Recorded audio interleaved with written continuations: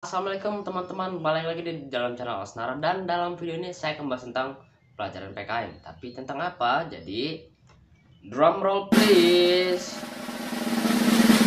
Kebangkitan nasional. Dan tanpa basa-basi lagi kita akan bahas langsung ke videonya. Roll intronya.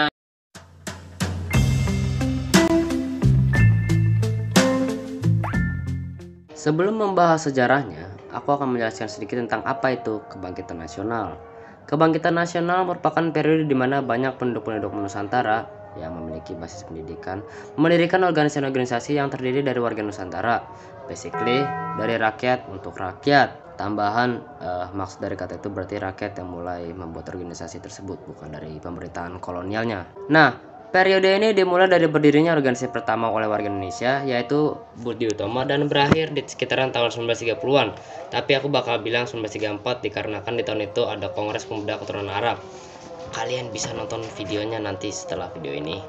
Jadi dalam video ini saya akan membahas 3 poin utama penting, yaitu pertama, faktor-faktor kenapa terjadinya ada kebangkitan nasional. Kedua, organisasi-organisasi yang terbentuk dalam periode tersebut. Dan 3, peristiwa-peristiwa penting yang ada dalam periode tersebut. Jadi langsung saja ke videonya. Nah, terjadinya kebangkitan nasional basically dikarenakan mulai banyak warga pribumi yang bersekolah, dan karena itulah makin banyak pribumi yang intelektual. Jadi faktornya cuma pendidikan sih, but wait, there's more. Orang-orang tersebut juga sudah memikirkan bahwa sepertinya lebih baik untuk bermain diplomatik dahulu dibandingkan langsung saja perang tanpa ada rencana dan struktur sama sekali. Makanya mereka membentuk organisasi-organisasi tersebut sebagai wadah kemerdekaan dan pemikiran-pemikiran lainnya. Oh iya, kalian pasti bertanya-tanya kan kenapa mereka disekolahin kan? Well, kalau kalian bertanya-tanya tentang itu, sini mari saya kasih tahu.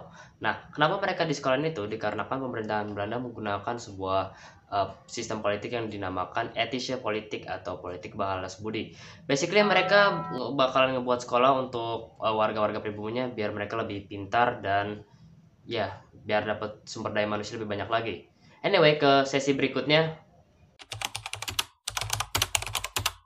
Dalam sesi ini kita akan bahas tentang organisasi yang terbentuk dalam periode tersebut. Dimulai dari pertama yang harusnya kalian tahu, pelopor kebangkitan nasional yang paling pertama dan harusnya yang kalian tahu adalah Budi Utomo. Meskipun yang pertama, Budi Utomo bukan organisasi politik pertama. Pendirinya Wahidin Sudirohusodo membuat Budi Utomo pada tanggal 20 Mei 1908 dan sebagai organisasi yang bersifat sosial, ekonomi, dan sosial budaya, bukan politik. Dan dengan tujuan basically untuk meningkatkan derajat bangsa Indonesia. Next up, Sarekat Islam. Sebenarnya mereka sudah berdiri lebih lama dibanding Budi Utomo, yaitu 16 Oktober 1905 oleh Haji Samanhudi.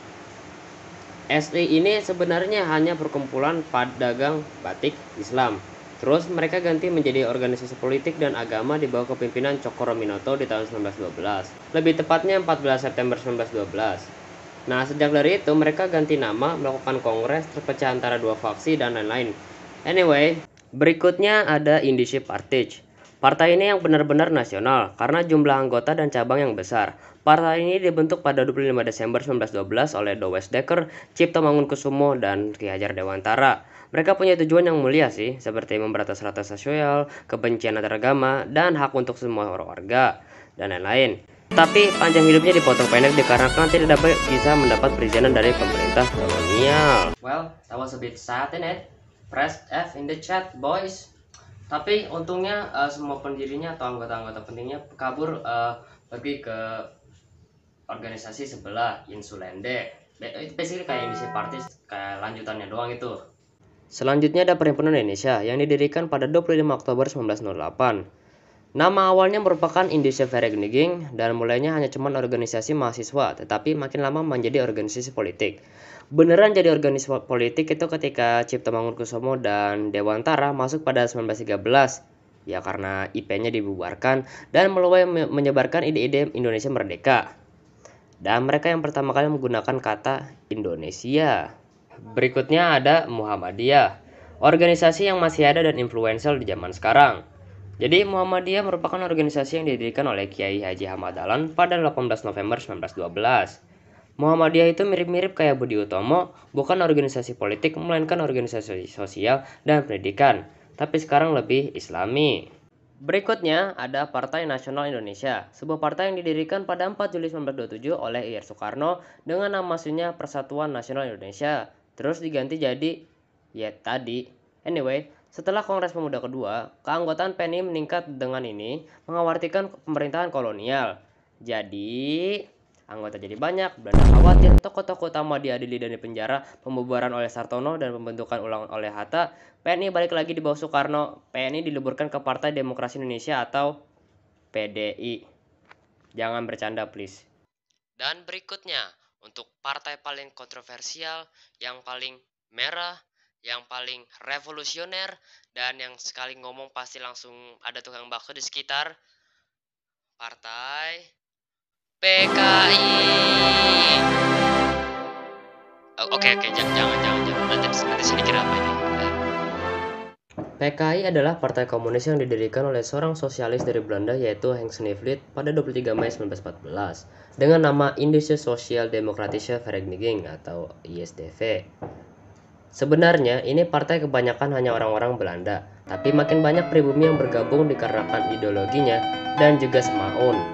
Oh ya, mereka juga memberontak di tahun 1926. Anyway, ke sesi berikutnya. Jadi dalam sesi ini saya akan bahas tentang peristiwa-peristiwa penting yang terjadi dalam periode tersebut.